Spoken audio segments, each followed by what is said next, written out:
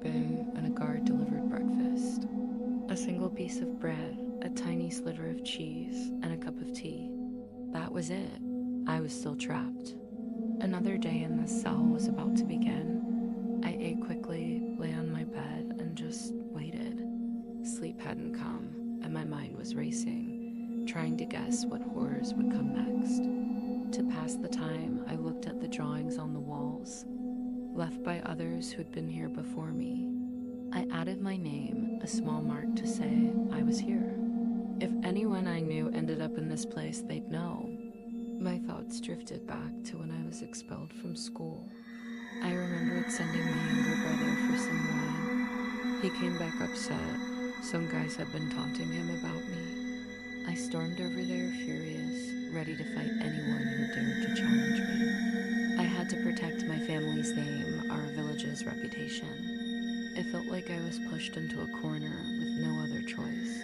Hours later, the cell door creaked open again. This time, it wasn't for food. The jingle of keys was different. A tall man with bulging muscles walked in. "Ilir, come with me," he said.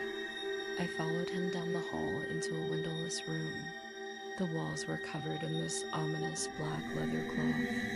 It sent a shiver down my spine. This was an interrogation room. He introduced himself as Negla, my interrogator.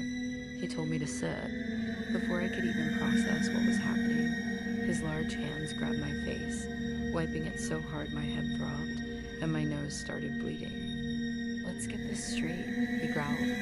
"I'll ask questions, you will answer." I nodded, ready to cooperate. "Who are you, and why did you come here?" I told him my name, that I'd escaped Albania for a better life. "Who sent you?" he pressed. "Nobody," I said. "I came alone." He just stared at me, his eyes full of disbelief. "I don't believe you," he said. Then the first blow landed.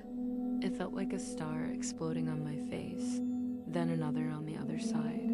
"Liar, who sent you?" He screamed. Tears streamed down my face, not from sadness, but from pure, blinding pain. This was it. The rumors about their brutal interrogations were true. Fear gripped me. "Sir, you're hurting me," I pleaded. "I've told you the truth. Please stop." The questioning went on for 2 agonizing hours. He pinched me, slapped me, stepped on my toes. It was a blur of pain. I was just a kid. Why would anyone do this? When it was over, I was dragged back to a cell, dizzy and drained. I collapsed onto the bunk bed. To escape the pain, I closed my eyes and imagined I was outside. I was on a soccer field with my friends. Our team was winning. We were all cheering. The ball flew exactly where I wanted it. Then the scene shifted. I was in a beautiful green valley near the border, running and playing with my friends, with my childhood friend Lily. We were carefree, happy. But then a soccer ball hit me hard in the head, and I woke up. Daylight was filtering into the cell. 2 trays of food were on the floor, last night's dinner and this morning's breakfast. I had been unconscious for almost 16 hours. Fear washed over me. What if I never get out of here? My body ached with every movement. I took off my shirt and saw a long, bluish welt across my chest, like the signature of a whip. Despair settled in. All my efforts to find freedom had led me to this. Tortured by the UDB, the Yugoslavian Intelligence Agency, I tried to escape into my memories, back to a winter in my village when I was 10. The world was covered in a thick blanket of snow, a magical playground. I remember gliding across the frozen surface, feeling like I could fly. My friends and I would play for hours, our laughter echoing in the crisp air, and Lily was there. Her smile could light up the darkest evening. I remember chasing her through the snow, the moon shining down on us. It was a simpler time, the first time I think I felt the stirrings of love.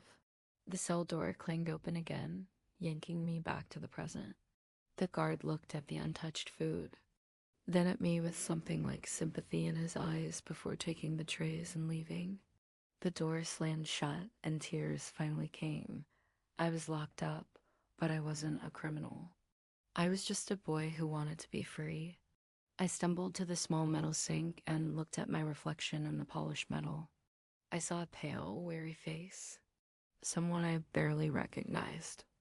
This was a new kind of hell, and I had no idea how I would survive it. Thank you for watching my story.